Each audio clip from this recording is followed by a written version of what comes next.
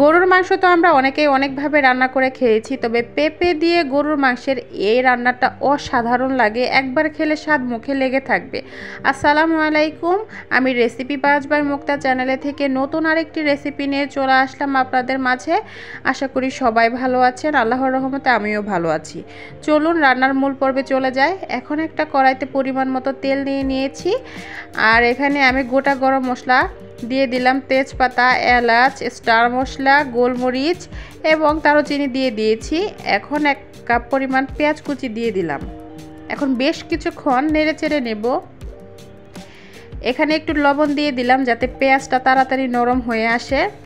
আর যে যেখান থেকে আমার ভিডিওটি দেখছেন, যদি ভিডিওটি ভালো লেগে থাকে অবশ্যই লাইক, কমেন্ট, শেয়ার করে সবাই পাশে থাকবেন। তো এখানে আমি 2 টেবিল চামচ পরিমাণ আদা রসুনের পেস্ট দিয়ে দিয়েছি। এখন একটু নেড়ে চেড়ে এখানে একটু পানি অ্যাড করে দিলাম যাতে মশলাটা পুড়ে না যায়। এখন এক এক করে গুঁড়ো মশলাগুলো সব দিয়ে দিচ্ছি। হলুদের গুঁড়া, ধনিয়া গুঁড়া আর মরিচের গুঁড়া এখানে আমি স্বাদ মতো দিয়ে দিয়েছি। আপনারাও আপনাদের কম বেশি বাড়িয়ে নেবেন। যতটুকু মাংস রান্না করবেন ওই অনুযায়ী আমি দিয়ে দিয়েছি। এখন এখানে 4-5 ফালি কাঁচামরিচের দিয়ে দিয়েছি। এখন আর গুঁড়া মশলার দিয়ে দিয়েছি 1/2 চা চামচের মতো। এখন একটু ভালো করে কষিয়ে নিচ্ছি। একটা পাকা টমেটো কুচিয়ে দিয়ে দিয়েছি, এতে মাংসের কালারটা অনেক বেশি সুন্দর হবে আর খেতেও কিন্তু অনেক বেশি টেস্টি হবে। এখন ভালো করে আমি কষিয়ে নিচ্ছি। মশলাটা যখন ভালো করে কষানো হয়ে যাবে এ পর্যায়ে আমি গরুর মাংসগুলো দিয়ে দিচ্ছি। মশলার সাথে ভালো করে মাংসটা এখন মিশিয়ে নিব। আমি কিন্তু এ পর্যায়ে কোনো পানি এখানে অ্যাড করব না।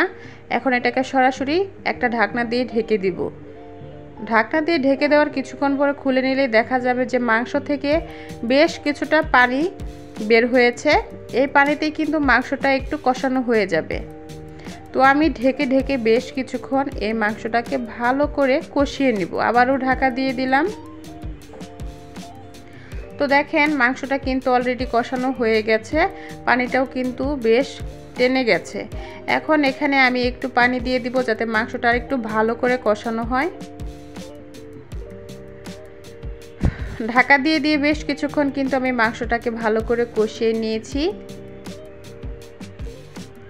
একেবারেই পানি শুকিয়ে গেছে।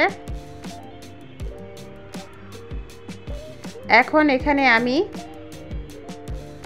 পেঁপে দিয়ে দিলাম। ডুমো ডুমো করে পেঁপেটা কেটে নিয়েছি। এই পেঁপে দিয়ে মাংসটা রান্না করলে অনেক বেশি ভালো লাগে খেতে। আর পেঁপে যদি রান্নাতে দেওয়া যায় গরুর মাংসতে, তাহলে কিন্তু মাংসটা তাড়াতাড়ি সেদ্ধ হয়ে আসে। তো আমি এখন ভালো করে নেড়ে চেড়ে নিলাম। এখন একটু ঢাকা দিয়ে দিব। একটু দেখতেই পাচ্ছেন আমার পেঁপে দিয়ে মাংস কিন্তু কষানো হয়ে গেছে। আমি এখানে পানি দেইনি, এমনিতেই একটু ঢাকা দিয়ে দিয়ে কিছুক্ষণ কষিয়ে নিলাম। এখন এখানে পরিমাণ মতো ঝোলের জন্য গরম পানি দিয়ে দিব। পানিটা একটু বেশি পরিমাণে দিতে হবে যাতে মাংসটা ভালো করে সেদ্ধ হয়ে যায়, সাথে পেঁপেটাও সেদ্ধ হয়ে যাবে। এখন আমি এটাকে ঢেকে বেশ কিছুক্ষণ জাল করে নিয়েছি। দেখেন এই পর্যায়ে পানিটা কিন্তু অনেকটা টেনে গেছে। যেহেতু পেঁপে দিয়ে রান্না করেছি এখানে কিন্তু পানিটা খুবই তাড়াতাড়ি টেনে যাবে। তো পানি কিন্তু দেখেন মোটামুটি কমে আসতেছে। এ পর্যায়ে আমি এখানে 3-4টা আস্ত কাঁচামরিচ দিয়ে দিলাম। এটা দিলে ভালো একটা ফ্লেভার আসে আর খেতেও বেশ ভালো লাগে। আমার মাংস রান্নাটা কিন্তু প্রায় শেষের দিকেই হয়েই এসেছে। এটা নামানোর পর কিন্তু ঝোলটা আরও টেনে যাবে। এখন আমি ভাজা জিরের গুঁড়া দিয়ে এটাকে একটু নেড়ে চেড়ে নামিয়ে নিব। আমার রান্না কিন্তু প্রায় শেষের দিকে। দেখেন কত সুন্দর একটা কালার এসেছে। এই রান্নাটা খুবই লোভনীয় হয় আর খেতে ভীষণ মজার হয়। আমার রেসিপিটি আপনাদের কেমন লাগলো অবশ্যই লাইক, কমেন্ট, শেয়ার করে পাশে থাকবেন। ধন্যবাদ।